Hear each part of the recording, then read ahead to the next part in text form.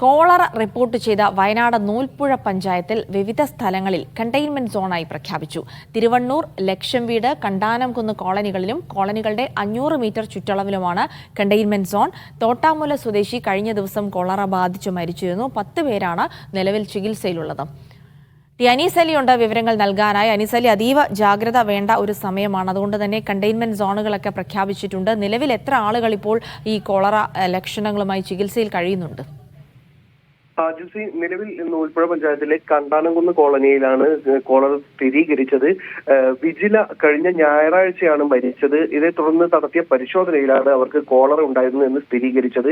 ഇപ്പോൾ നിലവിൽ 10 പേരാണ് സുൽത്താൻ ബത്തേരിയിലെ താലൂക്ക് ആശുപത്രിയിൽ സമാന ലക്ഷണങ്ങളോടെ ചികിത്സയിൽ കഴിയുന്നത്. പക്ഷേ ഇവരിൽ ഒരാൾക്കാണ് കോളറ സ്ഥിരീകരിച്ചിട്ടുള്ളത്. നിലവിൽ ഈ പ്രദേശത്ത് 2 പേർക്ക് കോളറ സ്ഥിരീകരിച്ചു. ഒന്ന് മരിച്ച വിജില 30 വയസ്സായിരുന്നു അവർക്കുണ്ടായിരുന്നത്.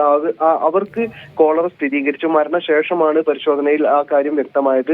അതിനുശേഷം ഇപ്പോൾ 22-കാരനായ ഒരാൾക്ക് കൂടി കോളറയാണെന്ന് സ്ഥിരീകരിച്ചിട്ടുണ്ട്. മറ്റ് 8 പേരും ഇപ്പോൾ ചികിത്സയിൽ, നിലവിൽ 9 പേര് കൂടി സുൽത്താൻ ബത്തേരിയിലെ താലൂക്ക് ആശുപത്രിയിൽ ചികിത്സയിലുണ്ട്. ഇവരുടെ കാര്യം കോളറയാണെന്ന് സ്ഥിരീകരിച്ചിട്ടില്ല, പക്ഷേ സമാന ലക്ഷണങ്ങളുണ്ട്. മാത്രമല്ല ഈ പ്രദേശത്ത് മുഴുവൻ ഇപ്പോൾ കണ്ടെയ്ൻമെന്റ് സോണായി പ്രഖ്യാപിച്ചിരിക്കുന്നു.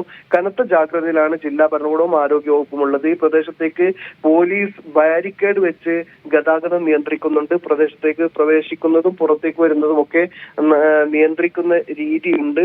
അതോടൊപ്പം തന്നെ കഴിഞ്ഞ ദിവസം ഈ കോളറ സ്ഥിരീകരിച്ചതോടെ തന്നെ പ്രദേശത്ത് ആരോഗ്യവകുപ്പ് ഉദ്യോഗസ്ഥരെത്തി കുടിവെള്ള സ്രോതസ്സുകൾ ശുചീകരിച്ചിരുന്നു. ഈ പ്രധാനമായും കണ്ടാനംകുന്ന് കോളനിയിലാണ് ഈ കുടിവെള്ള സ്രോതസ് ശുചീകരിച്ചത്. ഈ കോളനികൾക്ക്, അതായത് നൂൽപ്പുഴ ഗ്രാമപഞ്ചായത്തിൽ തിരുവണ്ണൂർ, ലക്ഷംവീട്, കണ്ടാനംകുന്ന് കോളനികൾക്കും ഇതിനൊരു 500 മീറ്റർ ചുറ്റളവിലുമാണ് കണ്ടെയ്ൻമെന്റ് സോൺ പ്രഖ്യാപിച്ചിട്ടുള്ളത്. ഇവിടെ നിന്ന് അങ്ങോട്ട് പ്രവേശിക്കാനോ അവിടെ നിന്ന് ആളുകൾക്ക് പുറത്തേക്ക് വരുന്നതിനോ ഒക്കെ കർശന നിയന്ത്രണങ്ങളുണ്ട്. ഒരു പോലീസിന്റെ പരിശോധനയിലും നിരീക്ഷണത്തിലും മാത്രമാണ് ഇത്തരം കാര്യങ്ങളൊക്കെ നടക്കുന്നത്. കനത്ത ജാഗ്രത പ്രദേശത്ത് തുടരുന്നുണ്ട് ജിൽസി.